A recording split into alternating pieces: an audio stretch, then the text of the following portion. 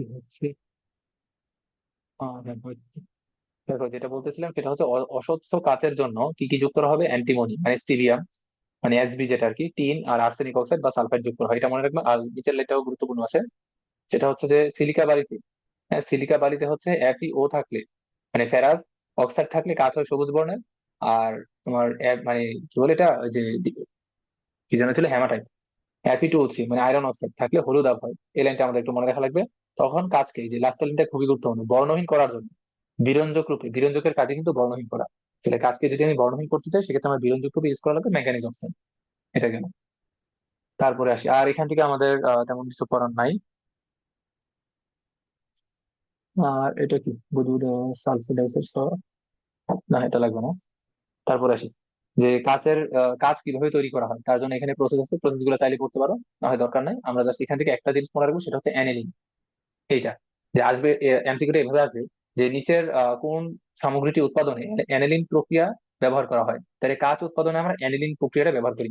এখন কথা হচ্ছে এই অ্যানিলিন জিনিসটা কি, জিনিসটা হচ্ছে যেমন দেখো, যে আমরা তো জানি যে কাঁচ কিন্তু অনেক দৃঢ় একটা পদার্থ, একটু টোকা লাগলে কিন্তু এটা ভেঙে যায়। তো এই কাঁচ কিন্তু আমরা একটু আগে দেখে আসছি, এটা কিন্তু তোমার যে গলিত জিনিসের, মানে একটা জিনিস তোমার গলিত থাকবে, সেটাকে হচ্ছে আমরা আস্তে ধীরে ঠান্ডা করবো, ঠান্ডা করার ফলে হচ্ছে এটা কাঁচ তৈরি হয়। এখন ধরো আমরা যদি অনেক তাড়াতাড়ি যদি এটাকে শীতল করে ফেলি, তাহলে সেক্ষেত্রে কিন্তু কাজটা অনেক ভঙ্গুর হয়ে যাবে, কাজ কিন্তু অনেক ভঙ্গুর হয়ে যাবে অনেক তাড়াতাড়ি যদি শীতল করি। এই জন্য শীতলকরণ প্রক্রিয়াটাকে অনেক লেন্দি করা হয়, মানে অনেক দীর্ঘক্ষণ ব্যাপী এটাকে আস্তে আস্তে, মানে বিভিন্ন কন্ডিশন অ্যাপ্লাই করে আস্তে আস্তে শীতল করা হয়, যাতে হচ্ছে এটা মানে একদমই যাতে ভঙ্গুর না হয়ে যায়, মানে একদম টুকাল দিলে যাতে ভেঙে না যায়, একটু বেশি যাতে দৃঢ় হয়। ওই প্রক্রিয়াটার নাম হচ্ছে অ্যানেলিং। তাহলে আমরা এখান থেকে এমসিকিউর জন্য মনে রাখবো কি, যে কোন সামগ্রী প্রস্তুত করার জন্য অ্যানেলিং করা হবে? আমার কাঁচ উৎপাদন করার জন্য। জাস্ট এই লাইনটা মনে রাখতে চলবে। শেষ। তারপরে দেখো এই যে কাঁচের যে তিনটা মানে মেইন উপাদান, সিলিকা বালি, সোডা অ্যাশ, চুনাপাথর। এই দেখো নিচের কোনটা কাঁচের প্রধান উপাদান নয়, তাহলে প্রধান উপাদান কি কি? সিলিকন অক্সাইড প্রধান উপাদান, সোডিয়াম কার্বনেট প্রধান উপাদান, ক্যালসিয়াম অক্সাইড প্রধান উপাদান, তাহলে প্রধান উপাদান নয় কি? Aluminium oxide. তো এটা এমসিকিউ কিন্তু আসে। আচ্ছা তারপরে আসি বিভিন্ন প্রকার কাঁচ। সফট গ্লাস, এই যে এখানে যে লাইনগুলো আছে খুবই গুরুত্বপূর্ণ লাইন, তারাই দিচ্ছি, কেয়ারফুল থাকো। বিভিন্ন প্রকার কাঁচ, সফট গ্লাস বা সোডা গ্লাস। এই সফট গ্লাসের সংকেতটা আমাদের একটু লাগবে, এই যেটা হচ্ছে সফট গ্লাসের সংকেত, এবং এরা তাপে সহজে গলে যায়। গ্লাস টিউব, সাধারণ কাঁচের জিনিসপাতি যেমন বোতল তৈরি করতে সফট গ্লাস ব্যবহৃত হয়। এই যে গ্লাস টিউব, বোতল তৈরি করতে সফট গ্লাস ব্যবহৃত হয়, এইটা আমাদের লাগবে। তারপরে সেই হার্ড গ্লাস বা পটাশ গ্লাস। তাহলে দেখো সফট গ্লাসের আরেক নাম কি? Soda glass. আর হার্ড গ্লাসের আরেক নাম কি? পটাশ গ্লাস, হার্ড গ্লাস বা হচ্ছে পটাশ গ্লাস। আচ্ছা, হার্ড গ্লাসের সংকেতটা একটু মনে রাখা লাগবে, মানে সংকেত বলতে মুখস্থ করার জন্য না, তুমি জাস্ট চোখে দেখা যেতে বুঝতে পারো যে এটা হার্ড গ্লাস। দেখো মনে রাখা টেকনিক আছে, সফট গ্লাসে যেহেতু সোডা আছে তাহলে এই জন্য সোডিয়াম দিবে, আর তোমার হার্ড গ্লাসে যেহেতু পটাশ আছে এই জন্য সামনে পটাশিয়াম। এবং মেইন গুরুত্বপূর্ণ ব্যাপার হচ্ছে যে হার্ড গ্লাসটা আমরা কোন কোন কাজে ব্যবহার করি? বুরেট, পিপেট, বিকার এবং রিয়েজেন্ট, বোতল সহ শক্ত কাচ যন্ত্রপাতি তৈরি করতে হার্ড গ্লাসটা ব্যবহৃত হয়। অর্থাৎ তোমার কেমিক্যাল ল্যাবরেটরিতে যে যে কাচের জিনিসগুলো থাকে সেগুলো কিন্তু সবই হচ্ছে আমার হার্ড গ্লাস দিয়ে তৈরি হয়, এগুলো মনে রাখতে পারো। তারপরে আসো প্লিন্ট গ্লাস বা হচ্ছে অপটিক্যাল গ্লাস বা হচ্ছে লেড গ্লাস। লেড গ্লাস থেকে মনে রাখবা হচ্ছে এই যে চশমার কাচ তৈরি করতে, বৈদ্যুতিক বাল্ব তৈরি করতে, অপটিক্যাল যন্ত্রপাতিতে লেড গ্লাসটা ব্যবহৃত হয়। এখান থেকে জাস্ট এটা মনে রাখলে চলবে, চশমার কাচ, বৈদ্যুতিক বাল্ব আর অপটিক্যাল যন্ত্রপাতিতে আমার লেড গ্লাসটা ব্যবহার করা হয়। আর হচ্ছে ক্রোক্স গ্লাস বা হচ্ছে সেরিয়াম গ্লাস, এটা কোথায় ব্যবহার করা হয়? এটা হচ্ছে যে তোমার অপটিক্যাল গ্লাস, যা চোখের জন্য, ওই যে অপটিক্যাল গ্লাস ইউভি রশ্মি প্রতিরোধ করে। দেখবে অনেকে চশমা আছে যে চশমার মধ্যে ইউভি প্রোটেক্টর লাগানো, তার মানে হচ্ছে ওই যে ওটা কিন্তু আমার সেরিয়াম গ্লাস, মানে একটু মানে সূর্যের আলোতে গেলে চশমাটা কিন্তু কালো হয়ে যায় অটোমেটিক, ওটা হচ্ছে আমাদের সেরিয়াম গ্লাস। আচ্ছা, এই যে চশমার কাঁচ হিসেবে এটা ব্যবহৃত হয়, এই যে এটা মনে রাখতে চলবে। আর হচ্ছে অপাল গ্লাস, অপার অপাল গ্লাসটা মনে রাখবা বাতির শেড তৈরি করতে ব্যবহৃত হয়, বাতির শেড তৈরি করতে অপাল গ্লাসটা ব্যবহৃত হয়। এই যে গ্লাসের যে ব্যবহারগুলো খুবই গুরুত্বপূর্ণ কিন্তু, অলরেডি দেখো দুইবার কিন্তু মেডিকেল আসছে। তারপর আসি জেনা গ্লাস। জেনা গ্লাস হচ্ছে এখান থেকে কি মনে রাখবা, মনে রাখার মতো কিছু আছে? জেনা গ্লাস, উম আচ্ছা এটা মনে রাখতে পারো যে তাপ সহ শক্ত এবং বিভিন্ন রাসায়নিক বিকারক প্রতিরোধী হয়, অনেক মানে সবচেয়ে বেশি শক্ত হচ্ছে তোমার জেনা গ্লাস। আর হচ্ছে ঝালর ও পশমি বস্তুতে ফাইবার গ্লাস, না এটা লাগবে না আমাদের। আর তো কিছু নাই। এই যে রঙিন গ্লাস তৈরি করার জন্য, রঙিন কাজ যদি তৈরি করতে চাই সেক্ষেত্রে আমাদের যে অবস্থান্তর যে ধাতু যৌগগুলো আছে সেগুলো আমরা ইউজ করি। আচ্ছা গেল এটা। তারপরে আসি, আর আর স্যার এটা মনে রাখতে হবে যে ঝালর বা পশমি বস্তু তৈরিতে আমরা ফাইবার গ্লাস ইউজ করি, এটা আমরা দেখলেই বুঝতে পারি। আচ্ছা তারপর আসি যে কাঁচের উপর নকশা। তো আমরা যখন কাচের উপর যখন নকশা করা লাগে তখন কি কাজটাকে কিন্তু একটু নরম করা লাগে, তখন কাজটাকে নরম করা লাগে। তো নরম করার জন্য আমরা কি কি ইউজ করি আমাদের একটু মনে রাখা লাগবে, HF, হাইড্রোফ্লুরিক অ্যাসিডটা ইউজ করি। তো হাইড্রোফ্লুরিক অ্যাসিড যদি ইউজ করি তাহলে আমাদের কাজটা কিন্তু একটু নরম হয়ে যায়, আমাদের নকশা অঙ্কন করার জন্য লাগে কিন্তু এটা। ঠিক আছে, তো এটা জাস্ট একটু মনে রাখলেই চলবে। আর হচ্ছে bullet proof glass. Bullet proof গ্লাসটা কোথায় কোথায় ইউজ করা হয় সেটা আমাদের একটু জানা লাগবে, লাস্ট লাইনটা। বুলেট প্রুফ গ্লাস নিরাপত্তার স্বার্থে প্রাইভেট গাড়ি, দূতাবাস এবং বিভিন্ন বাড়ির জানালায় ব্যবহৃত হয়। যেমন কিছুদিন আগে যে তারেক রহমান যে আসছিল দেশে, তো উনি যখন আসছে তখন কিন্তু মানে একটা নিউজ কিন্তু ভাইরাল হয়েছিল যে উনি হচ্ছে তোমার বুলেট প্রুফ বাসে কিন্তু আসছে। বুলেট প্রুফ বাস মানে কি, ওই বাসের মানে যে গ্লাস গুলা সেগুলো কিন্তু তোমার বুলেট ভেদ করতে পারে না। এই যে ওই ধরনের বাসের যে গ্লাস গুলো সেগুলো কিন্তু আমার বুলেট প্রুফ গ্লাস দিয়ে তৈরি। ঠিক আছে, জাস্ট এই লাইনটা মনে রাখবে এখান থেকে। আচ্ছা, তারপর আসি। তারপর আমাদের এখান থেকে লাগবে হচ্ছে এই যে লাস্টের লাইনটা। তো হচ্ছে তাই সোডা লাইম গ্লাসের শেষ গলনাঙ্ক না হলে কাঁচের তরল তাপমাত্রা, না এটা দরকার নেই। তারপর আসি সিরামিক। তাহলে আমাদের কাঁচের কথাবার্তা গেলে এবার আসি হচ্ছে সিরামিক। সিরামিকের মধ্যে তো সিরামিকের যে প্রধান কাঁচামাল গুলো আছে এগুলো একটু মনে রাখা লাগবে, China clay, silica, feldspar. China clay, silica, feldspar, এগুলো হচ্ছে আমাদের সিরামিক তৈরির জন্য প্রধান কাঁচামাল। আচ্ছা, এটা গেল। আর আসি, এখানে কি আছে, সিলিকা কাজ করে। এই লাইনটা একটু মনে রাখতে পারো যে সিরামিকের তাপ সহনশীলতা এবং যান্ত্রিক শক্তি বৃদ্ধি করার জন্য সিলিকাটা ব্যবহৃত হয়, সিলিকন ডাইঅক্সাইড আর কি, সিলিকা ব্যবহৃত হয়। আচ্ছা, এটা গেল। আর এখান থেকে কিছু লাগতেছে না আমাদের।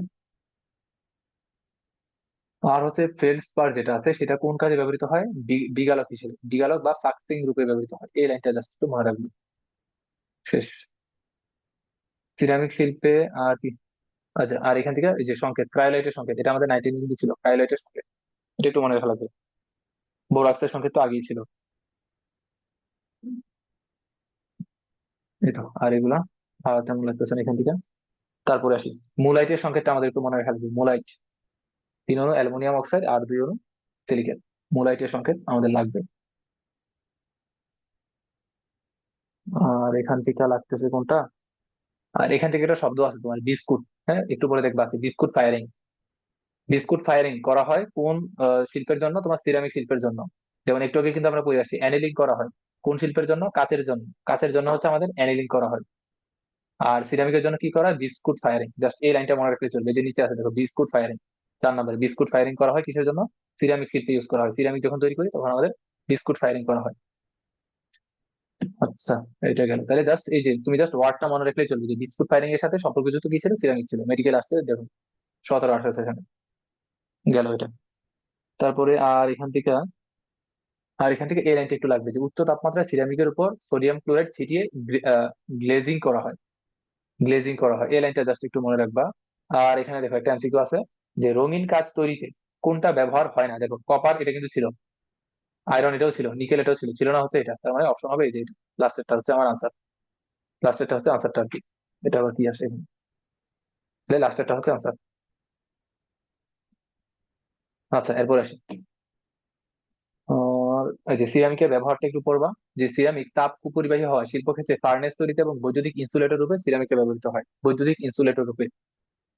পাল্প পেপার, এই যে এবার আসি, আমাদের সিরামিক গেল, এবার আসি পেপার উৎপাদন। পেপার উৎপাদন, পেপার উৎপাদন থেকে এই যে সেলুলোজ ফাইবার হলো বিটা ডি গ্লুকোজের সরল প্রাকৃতিক পলিমার, এটা তোমাদের বায়োলজিতেও আছে।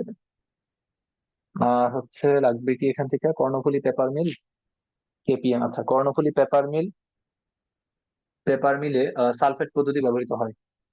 দেখো কাগজ তৈরি করার জন্য কিন্তু অনেকগুলো পদ্ধতি আছে, এই যে সালফেট পদ্ধতি, সালফাইড পদ্ধতি, সোডা পাল্প পদ্ধতি। আর কর্ণফুলী পেপার মিলে আমরা কোনটা ইউজ করি, সালফেট পদ্ধতিটা ইউজ করি, সালফেট পদ্ধতি। এই লাইনটা জাস্ট মনে রাখা লাগবে। আর হচ্ছে এখান থেকে লাগবে হচ্ছে ব্লিচিং এজেন্ট। হ্যাঁ, কাগজ তৈরির জন্য বিরঞ্জক হিসেবে, মানে রং উঠাই ফেলতে। দেখো আমাদের কাগজগুলো কিন্তু সাদা থাকে, তো এখানে বিরঞ্জক হিসেবে আমরা কি কি ইউজ করি, ক্লোরিন ডাইঅক্সাইড, ক্যালসিয়াম হাইপোক্লোরাইড, তারপরে ওজোন, আর হচ্ছে হাইড্রোজেন পারঅক্সাইড। এই 4টা নাম একটু মনে রাখা লাগবে। এগুলো হচ্ছে পেপারে তোমার ব্লিচিং এজেন্ট বা বিরঞ্জক রূপে ব্যবহৃত হয়। এটা গেল। তারপর আসি, আহ লিকার। আচ্ছা, আর সেলুলোজ পৃথকীকরণে ব্ল্যাক লিকার একটা শব্দ আছে, এটা চাইলে একটু মনে রাখতে পারো, না হয় দরকার নেই। তো তারপর হচ্ছে আমরা এখানে আসি। উম, না, এখানে তেমন কিছু নাই। পাল্প বা মূল্য থেকে তিন ধাপে কাগজ তৈরি হয়। এখানেও আর তেমন কিছু নাই। আর হচ্ছে এই লাইনটা একটু মনে রাখতে পারো যে বিরঞ্জক গ্রুপে এই যে ক্যালসিয়াম হাইপোক্লোরাইড, বিরঞ্জক গ্রুপে এই যে একটু আগে দেখেছিলেন যে বিরঞ্জক গ্রুপে চারটা জিনিস কিন্তু কাজ করতে পারে। ক্যালসিয়াম হাইপোক্লোরাইড, তারপরে ক্লোরিন ডাইঅক্সাইড, তারপরে ওজোন, হাইড্রোজেন পারঅক্সাইড, এগুলো একটু ইম্পর্টেন্ট লাগবে এগুলো। তারপরে কাগজের শীট তৈরি করা, এই যে কাগজের যে শীট তৈরি করা, কিভাবে শীট তৈরি করে, এটা সিকিউতে আমি দেখলাম যে অনেকগুলো বোর্ডের সিকিউতে এটা আসে। কাগজের শীট তৈরি করার প্রসেস, এইরকম ফ্লোচার্ট দিয়ে প্রসেস লেখা লাগবে। এগুলো একটু কঠিন কাজ আমার মনে হয়, এর থেকে ম্যাথ করা বহুত ইজি। আচ্ছা, এটা গেল। তারপরে আমরা আসি হচ্ছে সিমেন্ট উৎপাদন। এবার আসে হচ্ছে সিমেন্টের মধ্যে। সিমেন্টের মধ্যে বাংলাদেশে দেখো সিমেন্ট কিন্তু অনেক টাইপের হতে পারে, চারটা শ্রেণীর সিমেন্ট হয়। একটা হচ্ছে পোর্টল্যান্ড সিমেন্ট, কি পজু ও, এটা কি লিখছে, পজু, পজু উ লানা সিমেন্ট, ক্যালসিয়াম অ্যালুমিনেট সিমেন্ট, ক্ষয় রোধকারী সিমেন্ট। নাম মনে রাখার কোনো দরকার নেই, তুমি জাস্ট মনে রাখবে বাংলাদেশে যতগুলো সিমেন্ট পাওয়া যায় সেগুলোকে আমরা বলি হচ্ছে পোর্টল্যান্ড সিমেন্ট। পোর্টল্যান্ড সিমেন্ট, এগুলো হচ্ছে সিমেন্টের টাইপ আর কি। এগুলো আমাদের সেকেন্ড ইয়ারের কোর্সে ছিল, যে সিমেন্ট কি কি হতে পারে, Portland cement, ordinary Portland cement, আরো কি কি, মানে অনেক টাইপের সিমেন্ট আছে। আচ্ছা, পোর্টল্যান্ড সিমেন্ট থেকে আমাদের জাস্ট এটা মনে রাখবে যে মানে বিশ্বের সর্বাধিক ব্যবহৃত হয় পোর্টল্যান্ড সিমেন্ট আর কি, এটা মনে রাখলেই চলবে। আর হচ্ছে লাগবে হচ্ছে আমাদের এখানে আসলে কি, যে পোর্টল্যান্ড সিমেন্টের মধ্যে তোমার সবচেয়ে বেশি পরিমাণে থাকে কি, চোন থাকে সবচেয়ে বেশি পরিমাণে। অ্যালুমিনা কত থাকবে, 3 থেকে 8% থাকবে। সালফার ট্রাইঅক্সাইড থাকবে 1.5%। Sulphur trioxide. তো এই জিনিসগুলো একটু পড়বা আর কি, যে কয়েকটা দেখাই দিলাম এগুলো। তারপরে আসি, পোর্টল্যান্ড সিমেন্টের সংযুক্তি আছে। পোর্টল্যান্ড সিমেন্ট গুঁড়ায় 4টি মূল উপাদান থাকে না, এগুলা দরকার নাই, এগুলো আসে না কখনো। তারপর এখান থেকে আসো, এখানে আর কিছু পড়ার লাগবে না। তোমার টাইম থাকলে একটু রিডিং করে যাইতে পারো। তো বিরক্তি বিরক্তি লাগতে পারে, আমার বিরক্তি লাগতে এগুলো পড়তে, কারণ সিমেন্ট বানাইতেছে কি কি হাবি জাবি প্রসেস। আচ্ছা, আমরা সরাসরি হচ্ছে এখানে চলে আসি, যে সিমেন্ট উৎপাদন, এখানে কি আছে, আর কিছু নাই। এখানে একটা জিপসামের সংকেত ছিল, জিপসামের সংকেত আমি খুঁজতেছি, এই যে এখানে আছে জিপসামের সংকেত, একটু মনে রাখবো, ক্যালসিয়াম সালফেট ইন্টু 2 অণু পানি। ক্যালসিয়াম সালফেট ইন্টু 2 অণু পানি। আর চায়নাক্লের সংকেত কিন্তু আগেই বলছে, মুখস্থ রাখতে এটা। Just এখানে আর তেমন কিছু পড়ার নাই। আমরা হচ্ছে এই যে বিক্রিয়া টিক্রিয়া আছে, বিক্রিয়া মুখস্থ করার কোনো দরকার নেই, এখানে কিছু আসেও না। এবার আমরা সরাসরি চলে আসি একটা লাইনের মধ্যে, যে সিমেন্ট, সিমেন্টের জমাট বাঁধা, সিমেন্টের জমাট বাঁধাটা, মানে আমরা তো জানি যে সিমেন্ট হচ্ছে জমাট বাঁধে। এখন ওই সিমেন্টের মধ্যে তুমি যদি জিপসাম যদি ইউজ করো, তাহলে দেখবে সিমেন্টের জমাট বাঁধাটা হচ্ছে অনেক মন্থর হয়ে যায়। অর্থাৎ সিমেন্ট জমাট বাঁধাকে কি বলা যায়, মন্থর করে বা প্রক্রিয়াটাকে অনেক ডিলে করে হচ্ছে কি জিপসাম। এটা আছে মনে হয় এমসিকিউটা, কোথায় আছে, এই যে এখানে তো থাকার কথা। উম, কোথায় আছে, এটা ছিল আমাদের সময় ছিল, এই যে লাস্টে আছে। এই যে সিমেন্টের জমাট বাঁধা প্রক্রিয়াকে মন্থর করা হচ্ছে জিপসামের কাজ, জাস্ট এই লাইনটা মনে রাখলেই চলবে। আর এখানে আর কিছু মনে রাখার দরকার নেই। তারপরে আমরা চলে আসি হচ্ছে, এই যে এখানে দেখো এমসিকিউ আছে যে কোনটা সিমেন্টের জমাট বাঁধাকে মন্থর করে, তাহলে জিপসাম, জিপসাম কি ক্যালসিয়াম সালফেট ইন্টু 2 অণু পানি, এটা হচ্ছে জিপসাম। তারপরে হচ্ছে চামড়া ট্যানিং এ চলে আসি আমরা। আচ্ছা, এখান থেকে আরেকটা এমসিকিউ আছে। ও, এই যেটা তোমার জমাট বাঁধাকে মন্থর করে কে, জিপসাম। আর জমাট বাঁধাকে তাড়াতাড়ি করে কে, যে দ্রুত জমাট বাঁধতে সাহায্য করে হচ্ছে তোমার try calcium aluminate. Try calcium aluminate হচ্ছে তোমার সিমেন্টকে দ্রুত জমাট বাঁধতে সহায়তা করে। এই দুইটা লাইন মনে রাখবে এখান থেকে, শেষ। তারপরে আসি চামড়া, চামড়া ট্যানিং এর মধ্যে। চামড়া ট্যানিং থেকে আসলে তেমন কিছু নাই। একটা লাইন মনে রাখতে পারো, এটা হচ্ছে তোমার কোথায় আছে, এখানে আছে এটা, কই গেল, চামড়া ট্যানিং, এটা এটা মনে রাখতে পারো যে হচ্ছে যে চামড়া থেকে আমরা যখন পানি যখন দেখো চামড়া তো আমরা কি করি, যে শুকানো লাগে কিন্তু চামড়াটাকে, যে কোনো একটা পশুর চামড়া আমরা যখন কাটি তখন এই চামড়াটাকে কিন্তু আমাদের ব্যবহারযোগ্য জিনিসপত্র তৈরি করতে চামড়াটাকে আগে শুকানো লাগবে। শুকানোর জন্য কি করা লাগবে, চামড়া থেকে পানিটাকে বের করা লাগবে। তো ওই চামড়া থেকে পানি বের করার জন্য আমাদের দরকার হচ্ছে সোডিয়াম ক্লোরাইড। এই লাইনটা জাস্ট একটু মনে রাখবে, যে কিউরিং হচ্ছে তার থেকে আমরা চামড়াটা থেকে পানি বের করে নিয়ে আসবো, এবং এটার জন্য আমাদের লাগবে হচ্ছে সোডিয়াম ক্লোরাইড। সোডিয়াম ক্লোরাইড লাগবে। আচ্ছা, আর এখানে আমরা যে সোডিয়াম ক্লোরাইড ইউজ করি তার কত পার্সেন্ট দ্রবণ ইউজ করি, 26.4% দ্রবণ, এটা শেষ। আর এখানে আমাদের পড়ার মতো তেমন কিছু নাই। আমরা হচ্ছে এরপর আসি, এটা কি পিকলিং, পিকলিং দরকার বা নাই এত, দরকার নাই এটা, আর হচ্ছে এই জায়গাটা একটু মনে রাখতে পারো যে চামড়ার লোম গ্রিজ এগুলো এইসব পদার্থ দূরী করতে কিছু শার্পিং এজেন্ট রূপে কি কি যোগ করা হয়? সোডিয়াম সালফাইড আর হচ্ছে সোডিয়াম সায়ানাইড। এটা জাস্ট একটু মনে রাখতে পারো। আর কলিচুনের সংকেত মনে রাখতে পারো, ক্যালসিয়াম হাইড্রোক্সাইড, কলিচুন। শেষ। তারপর আসি আমরা ক্রোম ট্যানিং এর মূলনীতি। এইসব ট্যানিং পড়া লাগবে না আমাদের। ট্যানিং থেকে আসে অনেক কিছু, এই যে এগুলো হুদাই দিছে, জানে নাই পড়ার মতো তেমন কিছু নাই আমাদের। আচ্ছা, ট্যানারিতে ব্যবহৃত হয় দুইটা আয়ন, একটু মনে রাখতে পারো যে ক্রোমিয়াম 6 প্লাসের পরিবর্তে, এই যে পরিবর্তে ক্রোমিয়াম 3 প্লাসটা ব্যবহৃত হয়। জাস্ট এই লাইনটা মনে রাখলেই হয়ে যায়। এই যে এগুলোই দেখবা সিকিউতে কিন্তু আসে, যে চামড়া ট্যানিং এর প্রক্রিয়া। মুখস্থ করার কোনো দরকার নেই, শুধু শুধু মাথা জ্যাম করা। গেল এটা। তারপর আসো, আমরা আসি হচ্ছে এখানে, কই, এটা তো হইলো দিলে। তারপর আমরা চলে আসি হচ্ছে সিমেন্ট শিল্পের দূষক গুলো। সিমেন্ট শিল্পের দূষকের মধ্যে এটা পড়তে পারো। এটা চুল্লির গ্যাস বদলের মধ্যে কি কি থাকতে পারে? Carbon dioxide, sulphur dioxide, carbon monoxide, তারপরে নাইট্রোজেনের যে অক্সাইড। এটা জাস্ট মনে রাখলে চলবে, যে সিমেন্ট তৈরির সময় যে চুল্লিতে যে কি কি গ্যাস গুলা নিষ্কাশিত হয়, এইটা আর কি। আর এখানে আমাদের তেমন কিছু নাই আর। চামড়া শিল্পের দূষকে আসি। চামড়া শিল্পের দূষকে মনে রাখবো হচ্ছে যে লাইনটা, যে বাতাসে 20 ppm বা 20 মিলিগ্রাম পার লিটার বা 20 মিলিগ্রাম পার মিটার কিউব ঘনমাত্রার H2S গ্যাস মানুষের বিষক্রিয়ায় মৃত্যু ঘটাতে পারে। এজন্য বাতাসের সর্বোচ্চ অনুমোদিত অ্যামোনিয়ার ঘনমাত্রা কত? 5 মিলিগ্রাম পার মিটার কিউব, বা হচ্ছে 5 ppm ও থাকতে পারে। এই লাইনটা জাস্ট মনে রাখলে চলবে। এই তো এটা হলো। আর কি আছে? আর হচ্ছে এই যে লাস্টের লাইনটা একটু মনে রাখতে পারো, যে বজ্র চামড়া থেকে তৈরি পোল্ট্রি ফুড, হাঁস মুরগির খাদ্যরূপে ব্যবহারে খাদ্য শৃঙ্খলা তোমার ক্রোমিয়াম দূষণ ঘটে। ক্রোমিয়াম দূষণ কিন্তু বিস্তারিত আলোচনা আমাদের ইয়াতে ছিল, পরিবেশ রসায়ন চ্যাপ্টারটাই ছিল। আচ্ছা, তো এখানে আর তেমন কিছু নেই আমাদের পড়ার জন্য। আমরা হচ্ছে এবার এই জায়গাতে একটু আসি, যে পানিতে রঞ্জক যদি মিশে তাহলে পানিকে রঙিন করে, যার ফলে পানির ডিউ হ্রাস করে, এবং তোমার বিউরিয়া টিডিএস এর মান বৃদ্ধি করে। এটা একটু মনে রাখবে এই লাইনটা। আচ্ছা, তারপরে আসি। তারপরে আমাদের এই বক্স থেকে পড়ার মতো কি আছে? তেমন কিছু নাই এখানে। নাই, এখানে তেমন কিছু নাই। তারপরে বায়ু দূষণ নিয়ন্ত্রণ কৌশলের মূলনীতিতে আসি। না, এখানেও তেমন কিছু নাই। লাস্টের দিকে একটু লাইন মনে রাখতে পারো, এই যে এখানে, কোথায়, এই যে এখানে, অদহনকৃত জ্বালানি বাষ্প কার্বন মনোক্সাইড গ্যাস বাইরে অক্সিজেন দ্বারা পুনর্জারিত হয় কার্বন ডাই অক্সাইড গ্যাসে পরিণত হয়, এটা। আর এখানে যে বিক্রিয়াটা আছে, এই বিক্রিয়াটা একদম হুবহু মুখস্থ করে ফেলাই। এটা পরিবেশ রসায়নে কিন্তু ছিল এই বিক্রিয়া। এটা কিন্তু বুয়েট 20-21-এ আসছিল। কিভাবে আসছিল? যে অটোমোবাইল ক্যাটালাইটিক কনভার্টারে সংঘটিত বিক্রিয়া সমূহ দেখাও। এই 3টা লাইন লেখার জন্য 10 নম্বর ছিল। অটোমোবাইল ক্যাটালাইটিক কনভার্টার, এটা হচ্ছে তোমার গাড়ির ইঞ্জিনের ভিতর থাকে, অটোমোবাইল ইঞ্জিনটা। এটার মধ্যে হচ্ছে এই রিয়েকশন গুলো ঘটে, হাইড্রোকার্বনের সাথে অক্সিজেনের রিয়েকশন, তারপর carbon monoxide nitrogen monoxide reaction, carbon মনোক্সাইডের সাথে অক্সিজেন রিয়েকশন। একদম 3টা লাইন মুখস্থ করে ফেলা যাবে। এটা হচ্ছে অটোমোবাইল ক্যাটালাইটিক কনভার্টার বা অটোমোবাইল ইঞ্জিনের মধ্যে এই রিয়েকশন গুলো ঘটে। আচ্ছা, তারপরে আসি আমরা।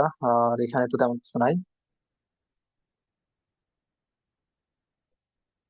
আর এখানে কি আছে? Principal action of ETP. ইটিপির জন্য, আচ্ছা, ওই যে উপরের লাইনটা মনে রাখতে পারো, যে কোন জাতীয় বজ্রের জন্য ইটিপি ব্যবহৃত হয়, এটা জাস্ট মনে রাখবো। তরলের জন্য ইটিপি ব্যবহৃত হয়। এই যে এখানে আছে তরল পদার্থ। আচ্ছা, তড়িৎ বিশ্লেষণ প্রক্রিয়া, প্রভাবন প্রক্রিয়া, এগুলো আমাদের কোনো দরকার নাই। তারপরে আমরা চলে আসি হচ্ছে আয়রনের মধ্যে। আয়রনের মধ্যে এই 3টা জিনিস একটু মনে রাখবে, 3R। 3R মানে হচ্ছে রিডিউস ওয়েস্ট, রিইউজ, রিসাইকেল। এটা গেল। তারপরে আসি আমরা অ্যালুমিনিয়াম রিসাইক্লিং। অ্যালুমিনিয়াম রিসাইক্লিং এর মধ্যে গুরুত্বপূর্ণ লাইনটা হচ্ছে, জাস্ট একটা লাইন পড়লেই না, সেটা হচ্ছে ওষুধ শিল্পে ট্যাবলেট এবং ক্যাপসুল জাতীয় ওষুধকে অ্যালুমিনিয়াম শীটের কাগজে প্যাকেজিং করা হয়। এই লাইনটা আমরা সবাই জানি আসলে এটা। এই যে কপার হচ্ছে একটা 100% রিসাইকেল যোগ্য ধাতু। এটা মনে রাখবো, অর্থাৎ তাকে রিসাইকেল করা যায়, বারবার ব্যবহার করা যায়। কপারের মতো কাঁচও কিন্তু একটা রিসাইকেল যোগ্য, হয়েছে এখানে আছে। কাঁচ একটা 100% রিসাইকেল যোগ্য পদার্থ। তারপরে আর এখানে আমাদের পড়ার কিছু নাই। সামাজিক ক্ষেত্র আসি আসি অ্যালুমিনিয়াম রিসাইক্লিং এর গুরুত্ব। আর এখানে কি আছে? না, আর কিছু নাই এই জায়গায়।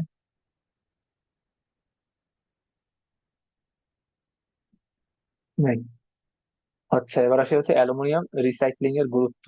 অ্যালুমিনিয়াম রিসাইক্লিং এর মধ্যে জাস্ট মনে রাখবা এই লাইনটা, বক্সাইট আকরিক Al2O3 2 অনু পানি থেকে বিদ্যুৎ বিশ্লেষণ পদ্ধতি বা তড়িৎ বিশ্লেষণ পদ্ধতিতে অ্যালুমিনিয়াম ধাতু উৎপাদনে প্রচুর বিদ্যুৎ খরচ হয়। যে অ্যালুমিনিয়াম ধাতু উৎপাদন করা যায় বক্সাইট আকরিক থেকে কোন ধাতু উৎপাদন করা যায়? অ্যালুমিনিয়াম ধাতু। গেল এটা। আর এখানে কিছু নাই। আর এগুলো একটু মনে রাখবা যে কপার পাইরাইটস এর সংকেত কি, আয়রন পাইরাইটস এর সংকেত কি, Cu2S আর Fe2S2। Copper pyrites, iron pyrites এর সংকেত। আর হচ্ছে আমাদের পরিত্যক্ত কাগজ পেপার রিসাইক্লিং, না এখানে তেমন কিছু নাই। হুদাই হাবিজাবি গল্প লিখে রাখছে। না এখানে কিছু নাই। আমরা হচ্ছে এরপরে আসি ইট খোলা। না ইট খোলাতেও কিছু নাই। এই যে এখানে একটা এমসিকিউ আছে যে পুনঃ প্রক্রিয়াকরণ বা রিসাইক্লিং মানে কি, যে পরিত্যক্ত ব্যবহারকে পুনরায় ব্যবহার। তারপর আসি কয়লা ভিত্তিক বিদ্যুৎ কেন্দ্রের সুবিধা অসুবিধা। এখানে কিছু নাই, হাবিজাবি কথাবার্তা আছে। সেটা এডিটিং করতে পারো, না হয় দরকার নেই। আর হচ্ছে এই যে এই লাইনটা একটু মনে রাখতে পারো, যে কয়লা যখন পুড়ে দহনকালে বায়ু দূষক হিসেবে carbon monoxide, carbon dioxide, sulphur dioxide এবং নাইট্রোজেন মানে নাইট্রোজেনের যে অক্সাইড, সেগুলোর গ্যাসগুলো হচ্ছে বায়ুমণ্ডলে ছড়ায় পড়ে কয়লার দহনের সময়। আচ্ছা, এটা গেল। তারপর হচ্ছে এই লাইনটা একটু লাগবে, এই যে বিশেষ করে greenhouse gas carbon dioxide নির্গমনের পরিমাণ হচ্ছে সর্বাধিক, আর বায়ুবাহিত কণাবস্তু ও অম্লধর্মী সালফার ডাইঅক্সাইড এবং নাইট্রোজেনের যে অক্সাইড গুলো, সেগুলো শ্বাসযন্ত্রের রোগ সৃষ্টি করে এবং এরা হচ্ছে অ্যাসিড বৃষ্টি ঘটায়। আচ্ছা, এটা হলো। তারপর আসি আমরা, তারপর আসি হচ্ছে আমাদের ন্যানো পার্টিকেল। এই ন্যানো পার্টিকেল কিন্তু বর্তমান মানে প্রযুক্তি গবেষণায় খুব গুরুত্বপূর্ণ ভূমিকা রাখতেছে। এবং বইটা নতুন একটা ডিপার্টমেন্টও কিন্তু যুক্ত হয়েছিল আমাদের সেশন থেকে, এনসিই। হ্যাঁ, nano material and ceramic engineering. ঠিক আছে, ন্যানো পার্টিকেল এটা। তো এই পার্টিকেল এখান থেকে কিন্তু অনেক ভালো ভালো এমসিকিউ আছে। দেখো দাগাই দিচ্ছি এমসিকিউ গুলো কি কি। তো ন্যানো পার্টিকেল নাম শুনে বুঝতে পারতেছো, অনেক যে ক্ষুদ্র ক্ষুদ্র পার্টিকেল গুলো নিয়ে কাজ করা হয় এই কনসেপ্টে আর কি, ন্যানো পার্টিকেলের মধ্যে। আর এখান থেকে মনে রাখবে যে ন্যানো পার্টিকেলের যে তোমার সাইজ গুলা কতটুকু হবে, 1 ন্যানোমিটার থেকে 100 ন্যানোমিটার পর্যন্ত হয় ন্যানো পার্টিকেল গুলা। আর এখান থেকে এই লাইনটা একটু লাগবে, যে চারটা হাইড্রোজেন পরমাণু পাশাপাশি রাখলে 1 ন্যানোমিটার হয়। চারটা হাইড্রোজেন পরমাণু পাশাপাশি রাখলে 1 ন্যানোমিটার হয়। এটা যে এটা হচ্ছে একবার বইয়ের দিতে আসছিল, একুশ একুশ সালে সম্ভবত, 21-22 সেশনে আর কি। আচ্ছা, এটা গেল। তারপরে আসি হচ্ছে আমরা ন্যানো পার্টিকেলের আকারে যে 1 ন্যানোমিটার থেকে 100 ন্যানোমিটারের মধ্যে হয়, এটা আমরা একটু আগে দেখে আসছি। আর হচ্ছে এখান থেকে লাগবে আমাদের এই যে এই দুইটা, ইউভি রশ্মিতে ন্যানোকণা দৃশ্যমান হয় আর দৃশ্যমান আলোতে বা খালি চোখে ন্যানোকণা দেখা যায় না। এই দুইটা লাইন একটু মনে রাখা লাগবে। তারপর আসি এই যে জায়ান্ট মলিকুল, আমরা তো চিনি এগুলো হচ্ছে পলিমার গঠন করে, এই যে হীরক, তারপরে এই যে সিলিকন কার্বাইড, তারপর হচ্ছে তোমার সিলিকন ডাইঅক্সাইড, এরা হচ্ছে কি জায়ান্ট জায়ান্ট মলিকুল। নিচের কোনটা জায়ান্ট মলিকুল, এই যে এগুলো হচ্ছে জায়ান্ট মলিকুল। আচ্ছা, এটা হলো। তারপর হচ্ছে আমরা বুক মিনিস্টার ফুলারিনের নাম অবশ্যই জানি সবাই, যে কার্বন C60। মানে 60টা কার্বন থাকবে, মানে শুধু কার্বনই কিন্তু থাকবে। আর হচ্ছে তোমার ফুটবলের মতো শেপ গঠন করবে। তারপর আসি কার্বনের সবচেয়ে গুরুত্বপূর্ণ ন্যানো পার্টিকেলের নাম কি, কার্বন ন্যানো টিউব। এই লাইনটা আমাদের লাগবে, কার্বন ন্যানো টিউব এটা। আচ্ছা, আর হচ্ছে আমাদের লাগবে কি, যে কার্বনের একটা গুরুত্বপূর্ণ ন্যানো পার্টিকেল হচ্ছে গ্রাফিন। সবচেয়ে গুরুত্বপূর্ণ হচ্ছে কার্বন ন্যানো টিউব, এগুলো একটু পরে রাখতে পারবো আর কি। আর হচ্ছে আর কি কি আছে এখানে। হ্যাঁ, এই যে গ্রাফাইট বিদ্যুৎ পরিবাহী, সরি বিদ্যুৎ অপরিবাহী, সরি হীরক বিদ্যুৎ অপরিবাহী হলেও গ্রাফাইট বিদ্যুৎ সুপরিবাহী। এর একটা কারণ কি, কারণ হীরকের মধ্যে তোমার হয় sp3 সংকরণ, sp3 সংকরণ, যার কারণে কিন্তু কোনো মুক্ত ইলেকট্রন থাকে না এখানে, যার কারণে সেটা হয় বিদ্যুৎ অপরিবাহী। আর গ্রাফাইটে কিন্তু sp2, মুক্ত ইলেকট্রন থাকার কিন্তু সুযোগ আছে, কারণ অরবিটাল খালি আছে এখানে। তো এই জন্য গ্রাফাইট কিন্তু হয় বিদ্যুৎ সুপরিবাহী। তো এই লাইনটা একটু পড়বা, হ্যাঁ, এখান থেকে এতটুকু পর্যন্ত তোমার নাম্বার কিন্তু দিতে পারে, যে এটা যদি হচ্ছে চ্যাপ্টার 3 এর কনসেপ্ট, হীরক বিদ্যুৎ অপরিবাহী হলেও গ্রাফাইট কেন বিদ্যুৎ সুপরিবাহী, এই লাইনটা একটু দেখবা। আচ্ছা, এটা গেল। তারপরে আমরা আসি যে ভৌত ধর্মের তুলনা করছে, এখানে অনেক কিছু না, এখানে আমাদের পড়ার কিছু নাই। আমরা হচ্ছে গলনাঙ্কটার মধ্যে একটু আসি। সাধারণ অবস্থায় স্বর্ণের গলনাঙ্ক কত হয়? 1064 ডিগ্রি সেলসিয়াস। হিউজ, হিউজ পরিমাণ কিন্তু স্বর্ণের গলনাঙ্ক। একটু আগে আমরা সোডিয়াম ক্লোরাইডের গলনাঙ্ক পড়ে আসছি। আজমান বলো তো কত ছিল, মনে আছে? সোডিয়াম ক্লোরাইডের গলনাঙ্ক কত ছিল? 801। হ্যাঁ, 801 ডিগ্রি সেলসিয়াস। আচ্ছা, এটা হলো। তারপরে হচ্ছে আমরা আসি ফটোভোল্টাইক সেল, না এটাতে লাগবে না। ইউভি রশ্মি প্রতিহত, এই যে সানস্ক্রিন লোশন তৈরিতে, এটা অনেকবার ইয়াতে আসছে আমাদের সময় মেসেজে পরীক্ষা হইতো, সেখানে অনেকবার এটা দিচ্ছে, যে সানস্ক্রিন লোশন তৈরি করতে কোন ন্যানো কণাটা ব্যবহৃত হয়? জিঙ্ক অক্সাইডের ন্যানো কণা। জিঙ্ক অক্সাইডের ন্যানোকণা সানস্ক্রিন লোশন তৈরিতে ব্যবহৃত হয়। সানস্ক্রিন। আচ্ছা, তারপর আসি। এখান থেকে আরেকটা ইম্পর্টেন্ট লাইন হচ্ছে এটা যে ন্যানোকণার গুরুত্বপূর্ণ বৈশিষ্ট্য কি, এরা হচ্ছে চৌম্বকীয় ধর্ম আছে এবং হচ্ছে বিদ্যুৎ পরিবাহিতা ধর্ম আছে এদের। ন্যানোকণার বিদ্যুৎ পরিবাহিত ধর্ম আছে আর হচ্ছে চুম্বক ধর্ম আছে। আহনাফ কি আছো? আহনাফ, আহনাফ বলো তো যে ন্যানো পার্টিকেল গুলার সাইজ কত হয়, সাইজের রেঞ্জটা কত হয়? 1 থেকে 100 ন্যানোমিটার। হ্যাঁ হ্যাঁ, ঠিক আছে, 1 থেকে 100 ন্যানোমিটার। আচ্ছা, তারপর আসি আমরা। এটা কি, শিল্পে ন্যানো পার্টিকেল ব্যবহারের সম্ভাবনা, সম্ভাবনা থেকে আমাদের মনে রাখা লাগছে ওই যে এখানে আসলে যে কার্বন টেট্রাক্লোরাইড দ্বারা দূষিত পানিকে বিশুদ্ধনে আয়রন ন্যানোকণা এবং নলকূপের পানিতে থাকা আর্সেনিক দূর করতে আয়রন অক্সাইড ন্যানোকণা ব্যবহৃত হচ্ছে। তাহলে কার্বন টেট্রাক্লোরাইড দ্বারা দূষিত পানিটাকে আমি যদি বিশোধন যদি করতে চাই তাহলে কোন ন্যানোকণা ব্যবহৃত হবে? আয়রন ন্যানোকণা। আর আর্সেনিক দূষণ যদি রোধ করতে চাই সেক্ষেত্রে আয়রন অক্সাইড ন্যানোকণা ব্যবহৃত হবে। এই দুইটা লাইন গুরুত্বপূর্ণ, একটু মনে রাখবে এগুলো। আচ্ছা, তারপরে এইখানের লাইনটা একটু মনে রাখতে পারো, এই যে এখানে একটা লাইন আছে, ন্যানো প্রবাহ। শিল্পক্ষেত্রে উৎপাদন বৃদ্ধির জন্য ডি ব্লকের অবস্থান্তর ধাতু এবং এদের যৌগ প্রবাহক রূপে ব্যবহৃত হয়। প্রবাহনের সুফল বা প্রবাহকের দক্ষতা প্রবাহকের পৃষ্ঠতলে ক্ষেত্রফলের উপর নির্ভর করে। এই যে উপরে একটা এমসিকিউ আছে দেখো, ন্যানো অবস্থায় পদার্থের অপটিক্যাল চুম্বক বা বৈদ্যুতিক ধর্মের পরিবর্তন ঘটার প্রধান কারণ হচ্ছে কণার তলের ক্ষেত্রফল। এটা মুখস্থ করে ফেলিবা, কণার তলের ক্ষেত্রফল। এই যে কালো বক্সের মধ্যে যত এমসিকিউ থাকবে সব একদম পড়ে ফেলাই, মানে অপশন দেখলে যাতে মনে পড়ে যায় কি ছিল এটা। আচ্ছা, এতটুকু পর্যন্ত হইলো। আমরা হচ্ছে এরপরে আসি। আচ্ছা, অ্যালুমিনিয়াম সংকেত তো আমরা জানি, জিরকোনিয়াম অক্সাইডের সংকেতটা পড়বা, অ্যালুমিনিয়াম সংকেতটা পড়বা, আর হচ্ছে নিকেলাইটের সংকেতটা পড়বা। নিকেল আর হচ্ছে আর্সেনিক। নিকেলাইট, নিকেলাইটের সংকেতটা গেল। তারপরে আসি আমরা।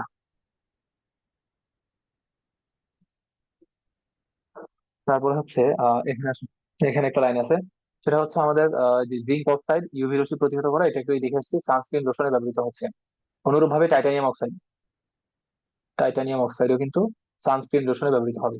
টাইটানিয়াম অক্সাইড এর ন্যানোকণা সানস্ক্রিন লোশন বা ক্রিমে ব্যবহৃত হয়। তাহলে সানস্ক্রিন লোশনে ব্যবহৃত হয় কি কি, জিঙ্ক অক্সাইড আর হচ্ছে টাইটানিয়াম অক্সাইড সানস্ক্রিন লোশনে ব্যবহৃত হবে।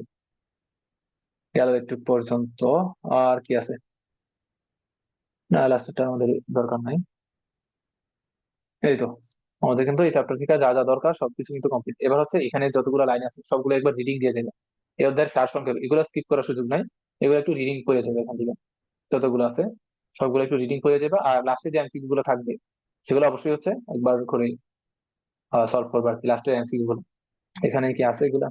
হ্যাঁ, লাস্টের এমসিকিউ যদি থাকে তাহলে হচ্ছে সবগুলো হচ্ছে সলভ করবে, এই যে এমসিকিউ গুলা। এখানে কোনো ছাড় নাই, যতগুলো এমসিকিউ আছে সবগুলো হচ্ছে সলভ করবা। হ্যাঁ, যতগুলো আছে সব সলভ করে ফেলবে। এই তো, এই দেখো এগুলো হচ্ছে সিকিউ। হ্যাঁ, সিকিউতে হচ্ছে তোমার কিভাবে ওই যে আমরা এতক্ষণ যে যে কাঁচামাল গুলো পড়ে আসছি সব হচ্ছে প্রস্তুতির মূল সমীকরণ লিখতে বলে গতে, আর ঘতে লিখতে বলে হচ্ছে প্রভাব। তো এগুলো মুখস্থ করার আমার মনে হয় না কোনো দরকার আছে, কারণ এর থেকে ম্যাথ আনসার করা বহুত ইজি এবং সেফ। ম্যাথ হইলে তুমি একদম ফুল মার্কস পাই যাবে। আর এগুলাতে তুমি যত থিওরি লেখো ফুল মার্কস কিন্তু দিতে চায় না টিচাররা। এই হচ্ছে কথা আর কি। তো আর কোনো কোশ্চেন আছে?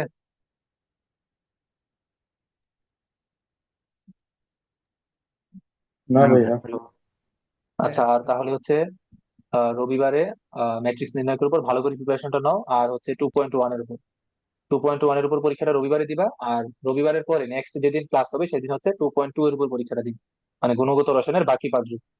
ঠিক আছে, আগে থেকে জানিয়ে রাখলাম আর কি। তো একটু ভালোভাবে প্রিপারেশনটা নাও, মানে মনোযোগ দিয়ে একটু পড়াশোনা করো, কারণ দেখা যাবে যে ধরো ম্যাথ আর কেমিস্ট্রি ক্ষেত্রে প্রত্যেকটা চাপটার উপরে দেখবা তোমার এইচএসসি এর আগে আমি এক্সাম নিয়ে ফেলবো। তো চাপটারটা একটু ভালো করে রিকভার করার কিন্তু এখনই হচ্ছে টাইম। ঠিক আছে, আর ধরো পড়তে গিয়ে যদি কোনো সমস্যা হয় তাহলে তুমি চাইলে হোয়াটসঅ্যাপে পাঠাইতে পারো আর কি, আমি সলভ দেওয়ার ট্রাই করবো। এই হচ্ছে কথা। তো আজকে যদি আর কারো কোনো কোশ্চেন আছে, আমরা ক্লাসটা আজকে একটু পর্যন্তই রাখতেছি। কোশ্চেন আছে আর? হ্যাঁ ভাই। না ভাই। আচ্ছা, আমি তাহলে বইয়ের পিডিএফটা দিয়ে দিচ্ছি, যারা দাগাইছো তারা তো ভালো করছো, আর যারা দাগাও নাই লাইনগুলো দেখে দাগাই দিই। ঠিক আছে, তাহলে হোপফুলি আমাদের রবিবারে অফলাইনে দেখা হচ্ছে। আর অবশ্যই এক্সামের প্রিপারেশন কিন্তু নিয়ে আসবা, প্রিপারেশন ছাড়া কেউ আসবা না। অবশ্যই এক্সামের প্রিপারেশন নিয়ে আসবা। আচ্ছা। ঠিক আছে, তাহলে আজকে রাখতেছি একটু পর্যন্ত, ভালো করে পড়াশোনা করো। ঠিক আছে।